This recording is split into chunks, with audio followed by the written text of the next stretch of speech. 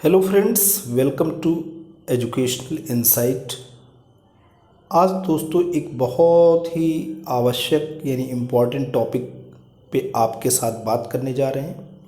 ये टॉपिक है social change, सामाजिक परिवर्तन।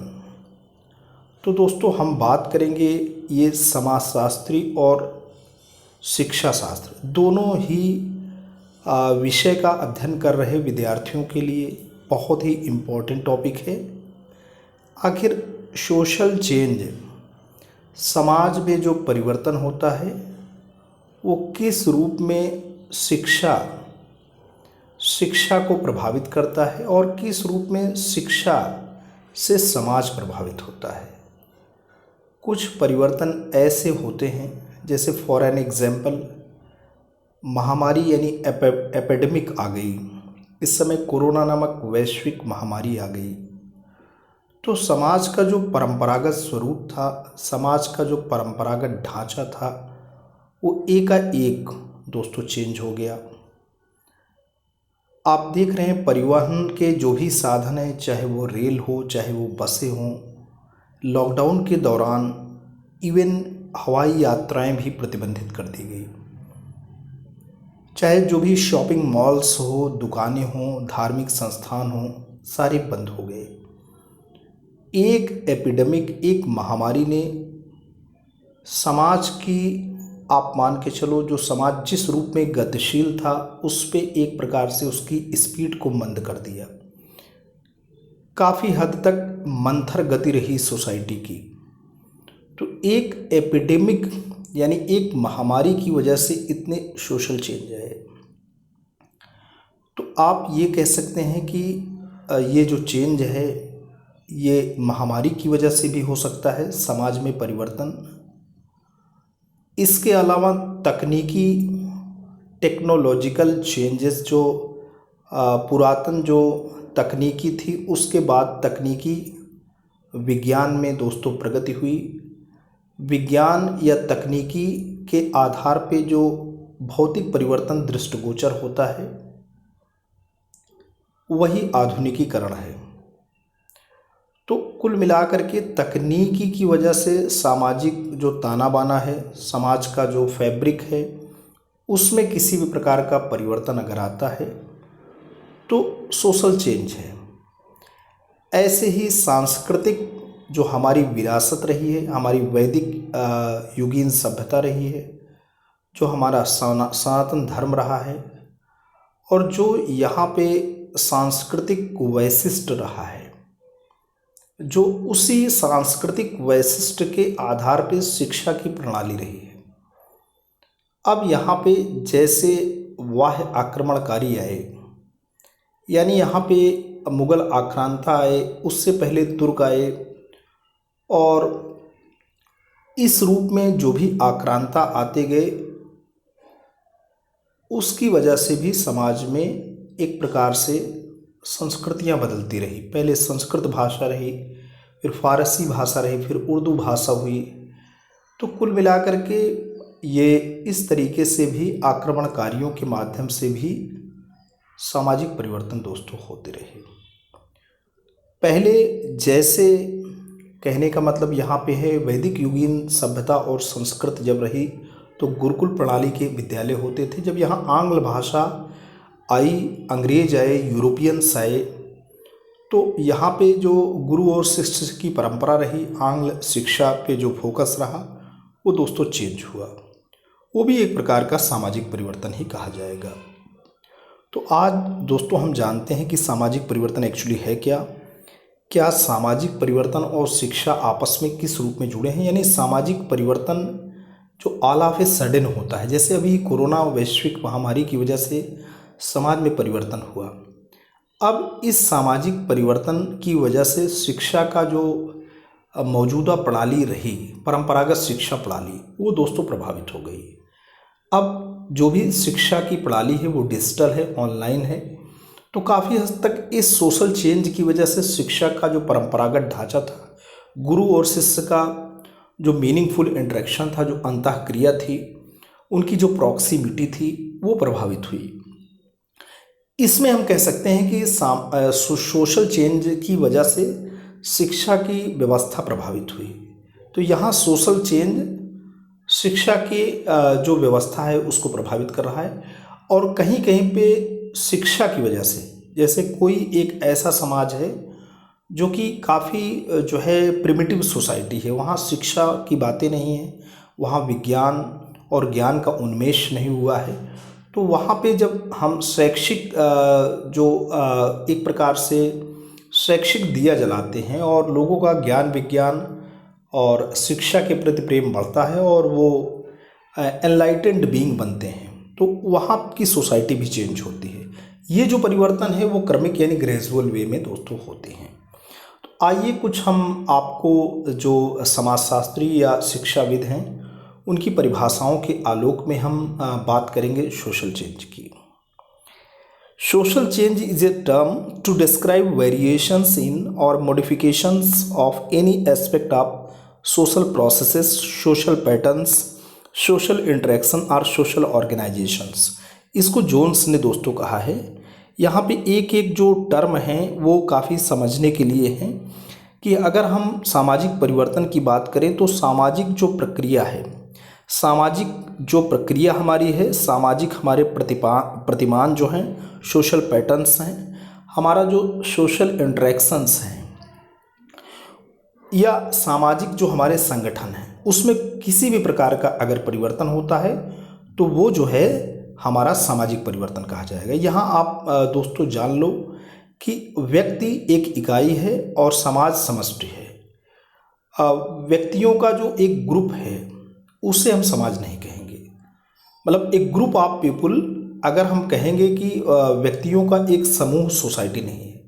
हमेशा जब हम समाज की बात करेंगे तो व्यक्तियों के बीच में जो रिलेशन है, जो इंटरेक्शन है, जो मीनिंगफुल इंटरेक्शन है, एक रिश्ते की बात करेंगे।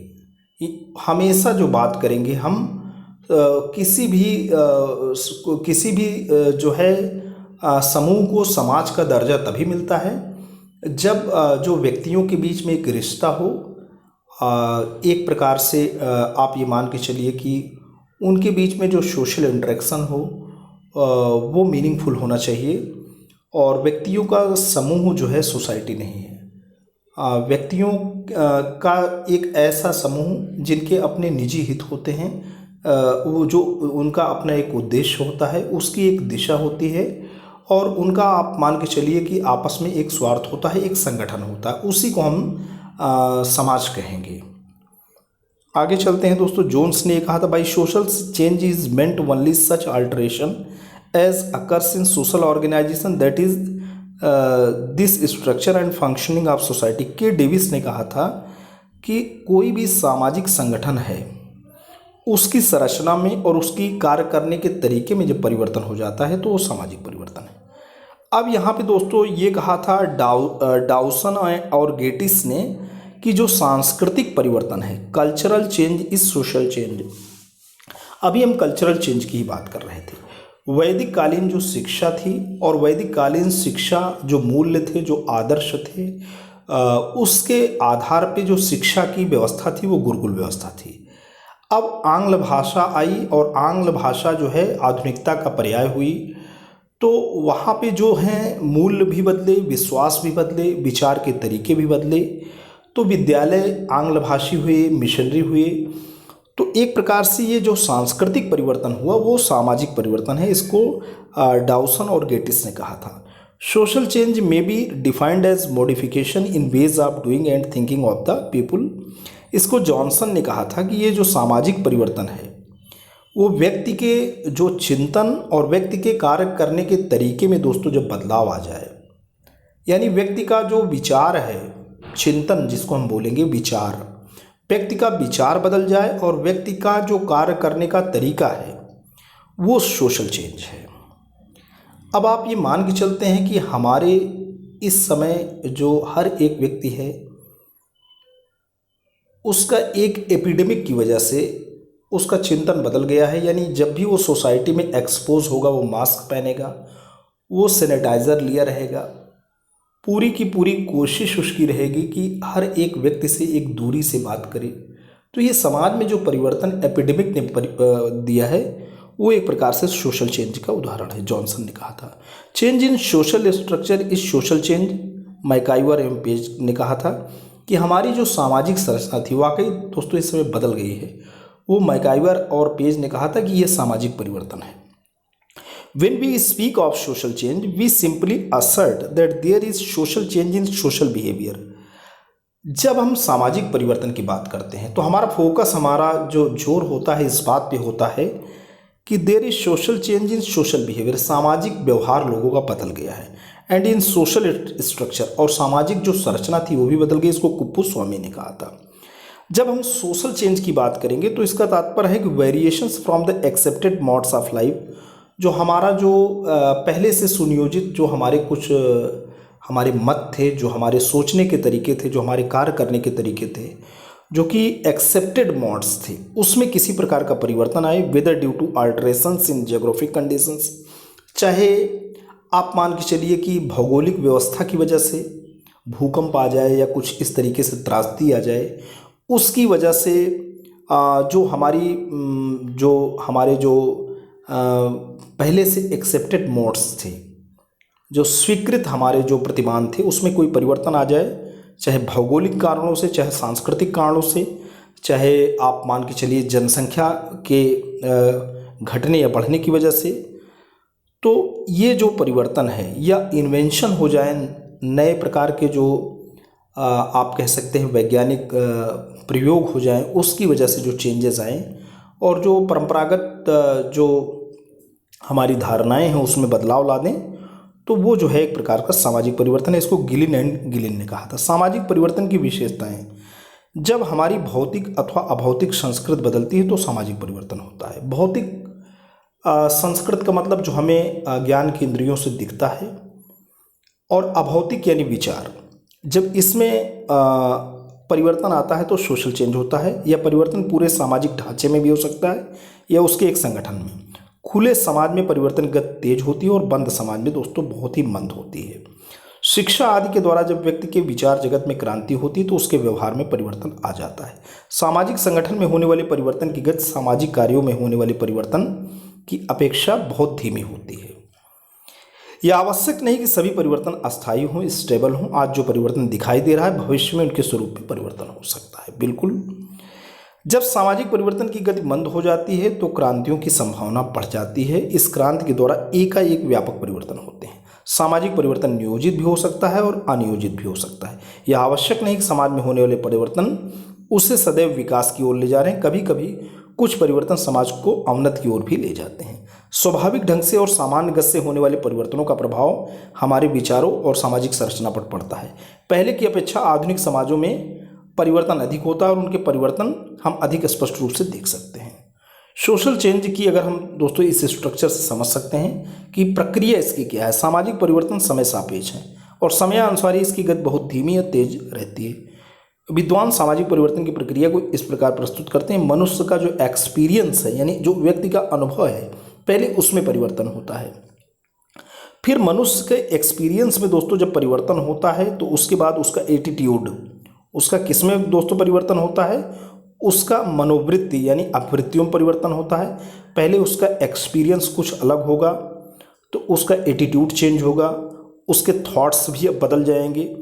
अब उसका यहाँ इम्पॉर्टेंट बात है, अगर किसी कार्य में, किसी परिवेश में काम करते समय अगर मान लीजिए कोई व्यक्ति है शिक्षण पेशे से, वो कहीं मान लीजिए कि ऑफिशियल पेशे में आ गया और उसको कटु अनुभव हो गया, तो वहाँ पे जो उसका एक्सपीरियंस है वो नेगेटिव है। अब उसका एटीट्यूड बदल गया है, उसके थॉट में परिवर्तन हो गया है। अब उसका सोशल इंटरेक्शन भी चेंज कर जाएगा। सोशल इंटरेक्शन जब चेंज होगा तो उसके रिलेशन पे असर डालेगा और सोशल स्ट्रक्चर में भी परिवर्तन होगा। ये सोशल चेंज है। सामाजिक परिवर्तन के रूप में अगर हम बात करें, पैटर्न और लिनियर चेंज, समाज में परिवर्तन अचानक न होकर विद्यमान परिस्थितियों के आधार पर होते हैं। इस प्रकार के परिवर्तन एकदम नहीं होते, वरन धीरे धीरे, लेकिन आभास ऐसा होता है जैसे ये परिवर्तन अचानक हुए हैं। रेखीय परिवर्तन की प्रक्रिया निरंतर रहती है। किसी भी समाज में शैक्षिक, तकनीकी, चिकित्सा, स्वास्थ्य आदि क्षेत्रों को देखें तो हम यह देख पाते हैं कि उसने जो स्वरूप प्राप्त किया उसका विकास धीरे धीरे हुआ है। जैसे टेलीफोन, वायुयान के आविष्कार एक साथ न होकर धीरे धीरे हुए। चक्रीय परिवर्तन इन पैटर्न और साइक्लिक ऑर्डर चेंजेस, चक्र के समान होने वाले परिवर्तन क्रम में होने वाले परिवर्तन कहलाते हैं। इस परिवर्तन में समाज में पूर्व में होने वाली घटनाओं की दोस्तों उत्पत्ति होती है। जैसे रोजगार योजनाओं के द्वारा बेरोजगारी कम की जाती है, परंतु जनसंख्या वृद्धि के साथ पुनः बेरोजगारी की समस्या में वृद्धि होती है और समाज में परिवर्तन होता है। इसी प्रकार फैशन वाला परिवर्तन भी इसी प्रकार का परिवर्तन है। कभी जो है तंग मोहरी की पैंट का प्रचलन होता था, कभी ये जो है पैंट जो है तंग वाली नहीं हो गई और उसके बाद पैंट दूसरी तरीके से हो गई, प्रचलन यानी फैशन बदल गया। तो लहरदार परिवर्तन की जब हम बात करेंगे तो यह वह परिवर्तन है जिसमें लहरों में उतार चढ़ाव होता है। जिस प्रकार पानी में लहरें कभी ऊपर और कभी नीचे होती हैं, तो उसी प्रकार समाज कभी बहुत तेज़ी से प्रगति करता है और कभी अवनति की ओर जाता है। सोशल चेंज की थ्योरीज दोस्तों हैं रेखीय सिद्धांत, लीनियर थ्योरी। इस सिद्धांत के प्रतिपादक काम्टे, स्पेंसर, कार्ल मार्क्स। उन्होंने समाज के विकास के क्रम को ऐतिहासिक बताया और एक ऐसे समाज की कल्पना की जहाँ परिवर्तन का चक्र स्थिर हो जाएगा। काम्टे ने सामाजिक परिवर्तन में बौद्धिक विकास कारण बताया और बौद्धिक विकास की 3 अवस्थाएं, धार्मिक अवस्था, तात्विक अवस्था और वैज्ञानिक अवस्था। चक्रीय सिद्धांत, साइक्लिक थ्योरी, सिद्धांत के प्रतिपादक स्पेंगलर और सोरोकिन टाइनवी माने जाते हैं। टाइनवी के अनुसार समाज में परिवर्तन व्यक्ति की आंतरिक आध्यात्मिक कारणों से आती है। सोरोकिन के अनुसार समाज की 3 श्रेणियां हैं, विचारात्मक, संवेदनात्मक और आदर्शात्मक। समाज में समयानुसार परिवर्तन होते हैं। स्पेंगलर ने सामाजिक घटनाओं के 3 चरण बताए हैं। और आगे चलते हैं, प्राविधिक टेक्नोलॉजिकल थ्योरी है। इस सिद्धांत का प्रतिपादन आकबर्न ने किया। उन्होंने सभी प्रकार के सोशल चेंज का आधार तकनीकी क्षेत्र में होने वाले विकास को बताया। सोशल चेंज तथा आविष्कारों के मध्य संबंध स्थापित किया। उन्होंने कहा कि नवीन आविष्कारों का अर्थ है नवीन सांस्कृतिक गुणों व तत्वों की खोज। यह खोज वर्तमान संस्कृति में हेर फेर से भी हो सकती है और पूरी तरह नवीन हो सकती है। जब समाज इसको अपनाने लगता है तो समाज में परिवर्तन होता है। अब कौन कौन से कारक है जिसकी वजह से समाज में चेंज आता है? बायोलॉजिकल फैक्टर्स, सामाजिक परिवर्तन अनेक जैविकी कारक होता है। जैविकी कारक जनसंख्या के प्रकार को निर्धारित करता है। नेचुरल फैक्टर्स की जो हम बात करेंगे, प्रकृति में सदैव परिवर्तन होता रहता है। अनावृष्टि, अकाल, भूकंप एवं महामारी के रूप में परिवर्तन। फलस्वरूप समाज में अनेक प्रकार का सोशल चेंज आता है, जो अभी हो रहा है दोस्तों, जैसे अभी बात हुई कोविड-19 नामक महामारी। अच्छा, डेमोग्राफिक फैक्टर्स, जनसंख्यात्मक कारण भी सोशल चेंज में महत्वपूर्ण भूमिका निभाते हैं। जनसंख्या के आकार और घनत्व के घटने बढ़ने से सोशल चेंज होने की संभावना होती है। सांस्कृतिक कारक, मैक्स वेबर, सोरोकिन और मैकाइवर के अनुसार सामाजिक परिवर्तन का मूल स्रोत सांस्कृतिक परिवर्तन है, क्योंकि मनुष्य के विश्वासों, मूल्यों, विचारों, दृष्टिकोणों तथा परंपराओं और समाज के संबंध एवं संस्थाओं में गहन संबद्धता पाई जाती है। डासन और गेटिस तो सांस्कृतिक परिवर्तनों को ही सामाजिक परिवर्तन का नाम देते हैं। अतः हमारी सामाजिक जीवन धर्म, परंपराओं, संस्थाओं, विश्वासों, मूल्यों आदि पर निर्भर करता है। इसी कारण इनमें कोई भी प्रकार का परिवर्तन सामाजिक परिवर्तन है। टेक्नोलॉजिकल फैक्टर्स, प्रौद्योगिकी कारक जो सामाजिक परिवर्तन का विशेष कारक है। वर्तमान युग टेक्नोलॉजी का है। कोई भी नवीन या मशीन अगर ईजाद होती है तो उसका प्रभाव अवश्य पड़ता है। अकबर ने रेडियो के आविष्कार के कारण होने वाले 150 परिवर्तनों का उल्लेख किया। मशीनों के आविष्कार से बड़े पैमाने पर उत्पादन हुआ, श्रम विभाजन हुआ, विशेषीकरण की आवश्यकता हुई, व्यापार और वाणिज्य में दोस्तों उन्नति हुई और नगरों का विकास तेजी से हुआ। आर्थिक संकट और बेकारी पैदा हुई। ये प्रकार का सोशल चेंज ही हुआ। सोशल चेंज में बाधक क्या होता है? कल्चरल इनर्शिया, सांस्कृतिक जड़ता का अर्थ पूर्वजों का जो विश्वास परंपरा है उससे जकड़े रहना। कुछ लोग उसी के दास बन जाते हैं, किसी भी हालत में कोई परिवर्तन स्वीकार नहीं करते हैं। और नवीनता का भय, जैसे पहले कंप्यूटर आया तो लोगों को का ये विचार था कि लोग बेरोजगार हो जाएंगे और लोग उसे एक्सेप्ट नहीं करते थे, लेकिन नवीनता का भय भी सामाजिक परिवर्तन में बाधक है।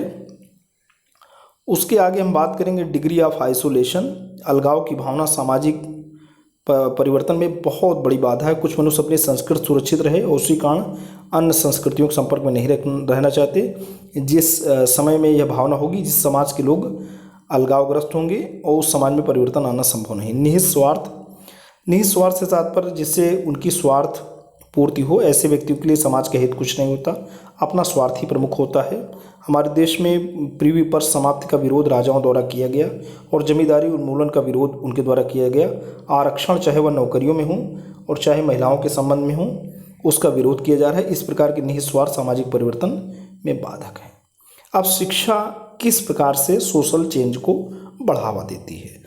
अभी हम बात कर रहे थे सोशल चेंज के फैक्टर्स कौन से, उसमें बाधाएं कैसी हैं। अब आ रहा है शिक्षा क्या इम्पैक्ट डालती है सोशल चेंज पे। शिक्षा और सामाजिक परिवर्तन एक दूसरे के पूरक हैं। शिक्षा प्रक्रिया गतिशील होने के बाद समाज में अनेक परिवर्तन होते हैं। इसमें शिक्षा एक साधन के रूप में कार्य करती है। शिक्षा सामाजिक परिवर्तन एक एजेंट या साधन के रूप में। शिक्षा सामाजिक परिवर्तन लाने में महत्वपूर्ण और सशक्त साधन है। डॉक्टर राधाकृष्णन ने कहा था कि सामाजिक परिवर्तन का साधन होते हुए शिक्षा परिवर्तन का साधन है। जो कार्य समाज में परिवार, धर्म, सामाजिक और राजनीतिक संस्थाओं द्वारा किया जाता है, वही आज शिक्षा के द्वारा किया जा रहा है। डीवी तो यहाँ तक कहते थे कि शिक्षा एक ऐसा साधन है जो किसी भी समाज को चेंज कर सकता है। ब्रूबेकर के अनुसार सामाजिक परिवर्तन की दृष्टि से शिक्षा संस्थाएं कार्य कर रही हैं एक यथास्थिति की आलोचना करना, अर्थात शिक्षा के माध्यम से लोगों में वर्तमान जो सामाजिक व्यवस्था में क्या दोष है, उन दोष को दूर करने का क्या लाभ होगा, सामाजिक परिवर्तन के लिए प्रयास करना, अर्थात शिक्षा के माध्यम से नवीन परिवर्तनों के लिए एक प्रकार से भूमिका तैयार हो रही है। कोठारी आयोग ने बल दिया था, यदि बिना किसी हिंसा की क्रांति के बड़े पैमाने पर परिवर्तन होता है तो उस शिक्षा के द्वारा ही किया जा सकता है। तो दोस्तों यहाँ पे बड़ी बात हो रही है कि शिक्षा जो है बिना तनाव, झगड़े, मतभेद, स्वार्थ, टकराव, धर्म, जाति, भाषा, प्रांत, सोशल चेंज ला रही है। शिक्षा सामाजिक परिवर्तन का अनुगमन करती है। Education follow social change. Ottaway के अनुसार कभी कभी यह सुझाव दिया जाता है कि शिक्षा सामाजिक परिवर्तन का क्या करती है। शिक्षा सामाजिक परिवर्तन का एक जो है कारण है, इसके विपरीत अधिक सत्य है। शैक्षिक परिवर्तन अन्य सामाजिक परिवर्तनों को आरंभ करने की अपेक्षा इनका अनुगमन करता है। वास्तव में शिक्षा द्वारा सामाजिक, सांस्कृतिक, आर्थिक या राजनीतिक परिवर्तन आता है। निम्नलिखित तथ्यों के कारण शिक्षा सामाजिक परिवर्तन का अनुगमन करती है। सामाजिक आवश्यकताओं द्वारा शैक्षिक परिवर्तन होता है। सामाजिक क्रियाओं द्वारा शैक्षिक परिवर्तन होता है। ओटावे के अनुसार शिक्षा सांस्कृतिक के दो रूप होते हैं, एक भौतिक संस्कृत और एक अभौतिक। पहले भौतिक संस्कृत में परिवर्तन होता है, उसके बाद अभौतिक संस्कृत में। तो इसके साथ समायोजन के लिए शिक्षा में भी परिवर्तन होता है। यहाँ कहने का मतलब है पहले भौतिक यानी सोशल चेंज होता है, तो अभौतिक यानी विचारों में परिवर्तन होता है, तो शिक्षा में परिवर्तन होता है। ये ओटावे कहते हैं। सामाजिक परिवर्तन में दोस्तों शिक्षक की भी भूमिका है। शिक्षक को समाज में प्राप्त संकीर्णता और पिछड़ेपन को दूर करके आदर्श और मूल्यों की स्थापना करनी चाहिए। शिक्षक को प्रजातांत्रिक जीवन मार्ग प्रशस्त करके निष्पक्ष व्यवहार एवं सभी को सम्मान देना चाहिए। शिक्षक में सामाजिक परिवर्तन को निर्धारित योजना द्वारा गति प्रदान करने में भी सक्षम होना चाहिए। शिक्षक को समाज की वैज्ञानिक और प्रौद्योगिकी प्रगति के विकास में सक्रिय योगदान देना चाहिए। शिक्षक को बालकों की सामाजिक और आर्थिक परिस्थितियों के कारण उसमें उच्चता और नीचता की भावना को पनपने नहीं देना चाहिए। शिक्षक को लोगों के मन से सांस्कृतिक जड़ता की भावना को दूर कर नवीन परिवर्तन के लिए तैयार करना चाहिए। ये बातें हैं। शिक्षक को बालकों के समक्ष अपने आदर्श रूप में प्रस्तुत करना चाहिए, जिससे उसके विद्यार्थी उनके विचारों को प्रगतिशील बना सके। शिक्षक को समाज में होने वाले नवीन परिवर्तनों की जानकारी देनी चाहिए। शिक्षक को बालकों के व्यक्तित्व का सर्वांगीण विकास करना चाहिए। शिक्षक की दृष्टि वैज्ञानिक और तकनीकी होनी चाहिए। शिक्षक को समाज में व्याप्त कुरीतियों, अंधविश्वासों और समस्याओं का ज्ञान होना चाहिए ताकि उसका समाधान करके नवीन प्रगतिशील मूल्यों द्वारा नेतृत्व प्रदान कर सामाजिक परिवर्तन पर बल देना चाहिए। दोस्तों आज के लिए इतना ही। ये वीडियो इन्फॉर्मेशन आपको कैसा लगा? आपको अच्छा लगा हो तो आप इसे लाइक करें, चैनल पर कमेंट करें। लेकिन अगर आप educational insight by Ajay P Dubey नामक चैनल पर पहली बार विजिट कर रहे हैं तो प्लीज़ इसे सब्सक्राइब करें। जब भी आप सब्सक्राइब बटन प्रेस करते हैं बराबर से एक बेल आइकन आता है, उसे प्रेस करें, चैनल को सब्सक्राइब करें। Thanks for watching and listening. This is Ajay Prakash Dubey signing off.